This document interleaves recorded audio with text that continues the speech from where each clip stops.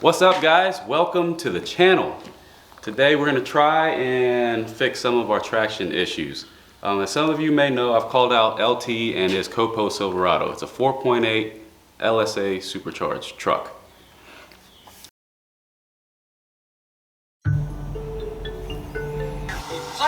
We're adding a cam, in this case a stage 2 turbo cam for Brian Tooley Racing, the associated dual spring up.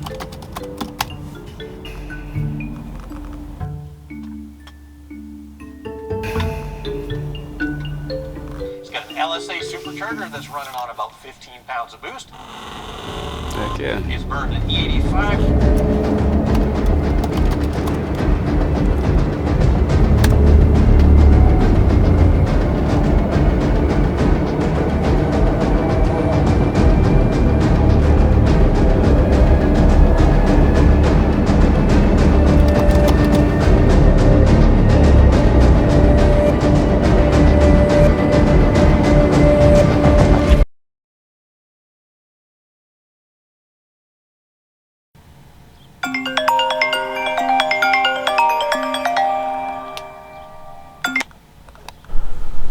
So, you want to get together and do a little bit of a race, huh? Yeah, I think that sounds like fun.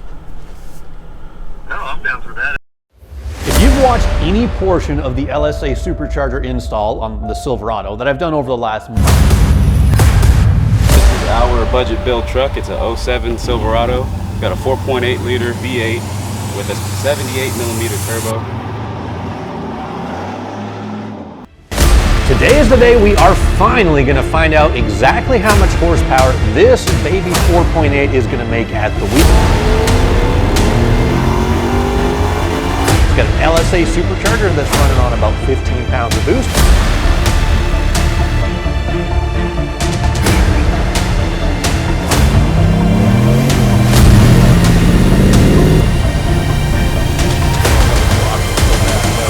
Wide open throttle for the bear.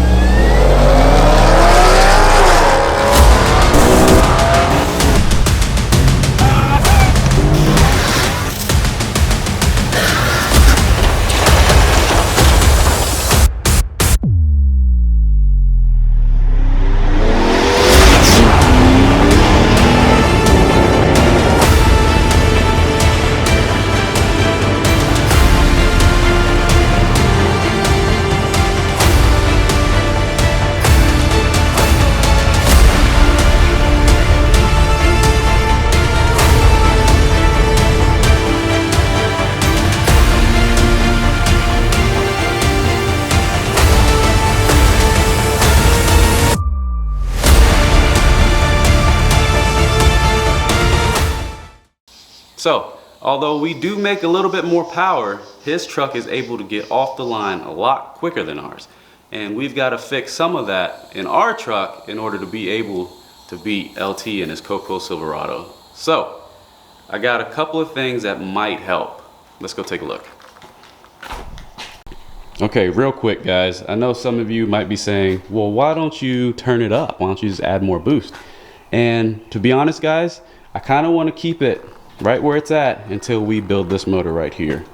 This motor is a 5.3 aluminum LC9, and if you guys haven't watched my ring gap video, we took this motor apart and we checked the stock ring gap, but we did find one spun bearing, so I gotta replace the bearings.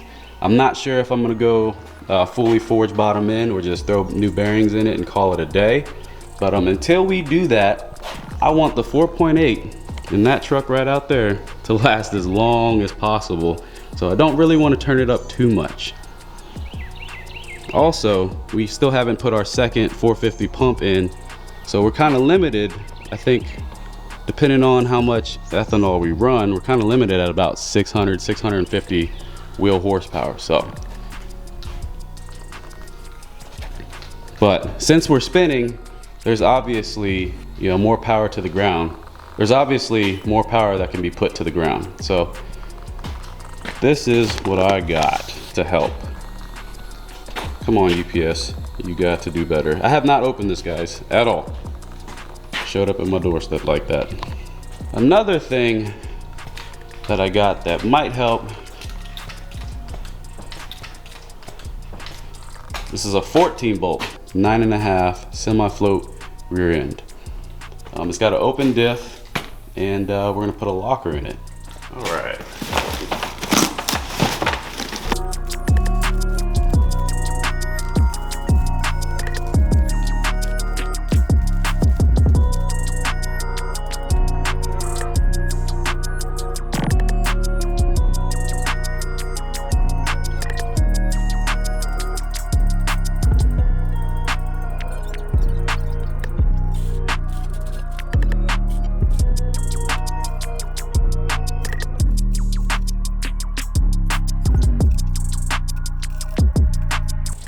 Okay, now, see, I didn't think we'd be able to do that.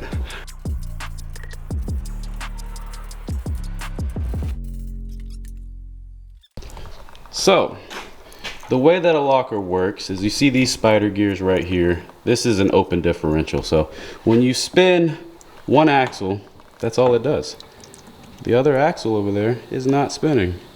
Well, it is, technically it is spinning, but once the tire's on the ground, it won't spin. So what it does is essentially it locks this side of the axle and that side of the axle together. So it doesn't do that. And then it has a ratcheting style unlock. So whenever you're turning, you'll hear like a ratchet when the, you know, because on the inner tire, whenever you're turning, that one's moving, you know, at a different speed than the outside, and vice versa. So let's go ahead and dig into this rear end.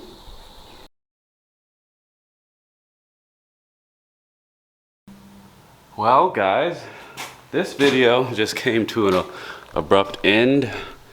So I just checked, and this doesn't even fit on our axle at all. Look at this.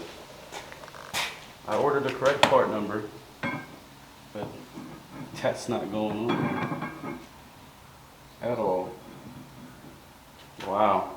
So this project just got put on hold. That really sucks. Okay, guys, so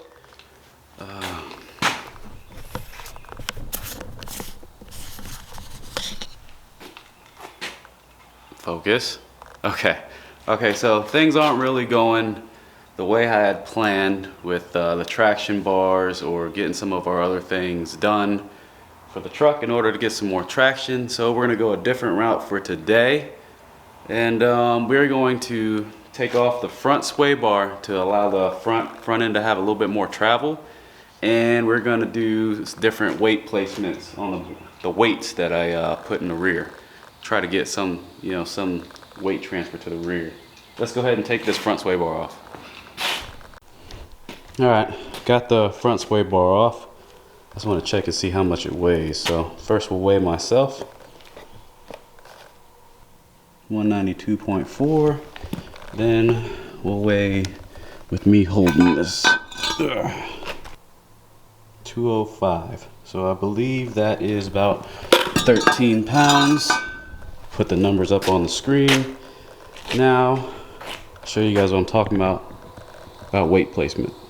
So for those of you guys that watched my bed weight video, you'll know that when I put the weight just behind the rear axle, and I added up, I think had it up to about 300 or so pounds, and it helped with the initial bite. Like I was able to leave on about 6.5 psi with some weight on this side and some weight on this side.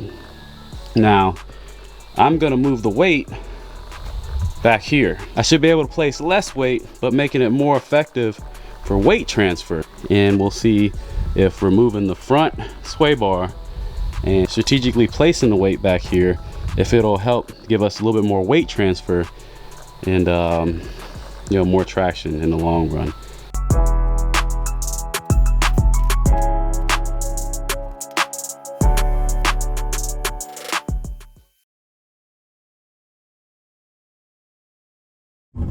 Alright, we reached our spot in Mexico. Don't make a pull real quick and see what it does.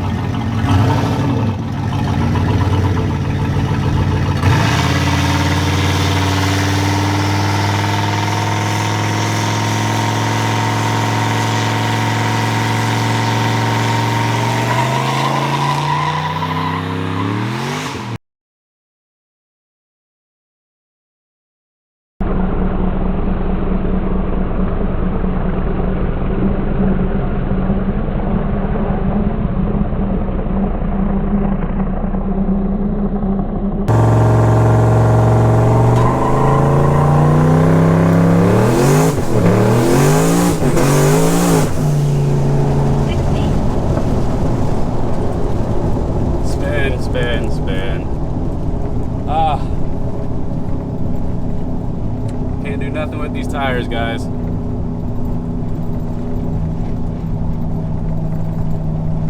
I don't really want to add too much more weight. I don't really want to add much more weight than that 90 pounds, so we gotta figure out something. Got this race coming up. Man. All right, guys.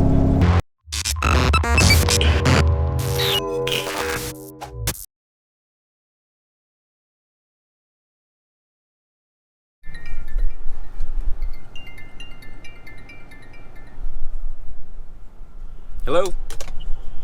Hey, this is John. Hey, how's it going? Hey, good. How about yourself? Doing all right. So, you want to get together and do a little bit of a race, huh? Yeah, I think that sounds like fun. No, I'm down for that. I think it'll make good content, and I think it'll be exciting. And I was kind of excited you said you got a 4.8 truck, because just, 4.8 versus 4.8 is kind of a cool comparison. So Right. I think it'll be awesome. Right, and then we could also do a comparison, on the LSA supercharger in yours, versus like a bigger turbo in my truck.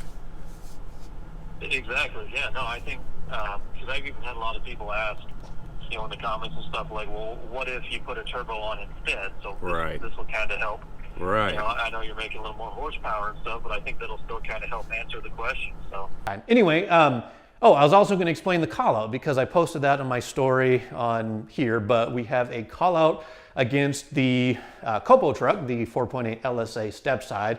And I accepted the call. There's a guy named John who I think lives in Louisiana, and he has a turbo 4.8 Silverado, which is really cool because with the supercharged 4.8 that I have, I think it'll be a really awesome comparison.